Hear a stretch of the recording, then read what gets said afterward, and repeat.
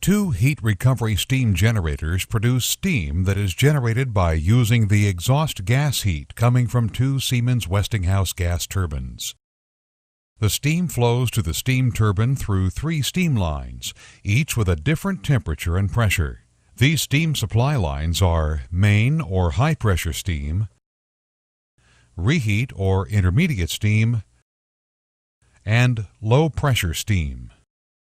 Main or high-pressure steam is generated at approximately 1,650 pounds per square inch, absolute, at 1,052 degrees Fahrenheit.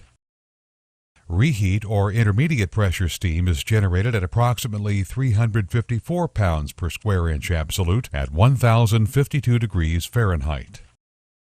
Low-pressure steam is generated at approximately 85 pounds per square inch, absolute, at 609 degrees Fahrenheit.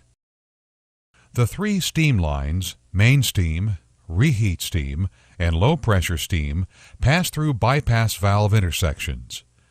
At these intersections, the bypass valves may route the steam directly to the turbine or bypass the steam turbine and send the steam straight to the condenser. From the bypass valve intersections, the steam lines carry steam to motor-operated stop-check valves, also referred to as isolation valves. Leaving the motor-operated stop-check valves, the steam lines continue to the steam turbine enclosure. The main steam line has two sets of stop and control valves. There is one set for each main steam line that passes to the main steam section of the turbine. There are two sets of stop and control or intercept valves on each side of the steam turbine to control reheat steam flow. Low-pressure steam is supplied to the steam turbine through a single LP stop valve and LP control valve.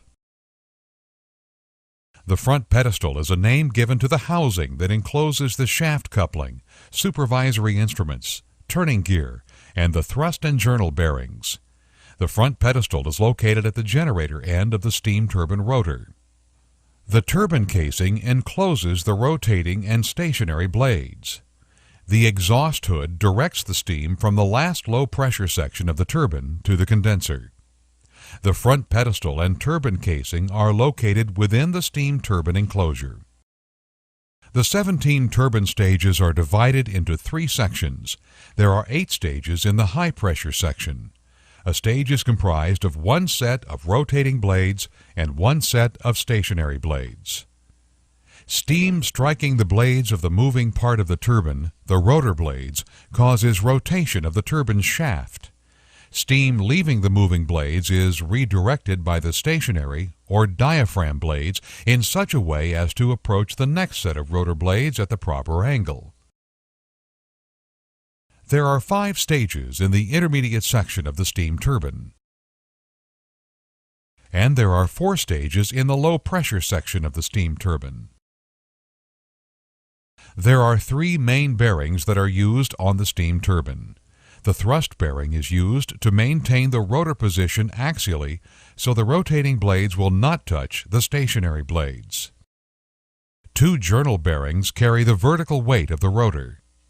The number 2 journal bearing is located in the front pedestal at the high-pressure end of the turbine. The number 1 journal bearing is located on the condenser end of the rotor shaft. The mechanical overspeed trip device is located on the very end of the rotor shaft on the condenser side. The steam turbine drives a generator to produce electric power. The steam turbine converts the thermal energy of the steam into mechanical energy. The mechanical or rotating force of the turbine provides the torque required to turn the generator shaft.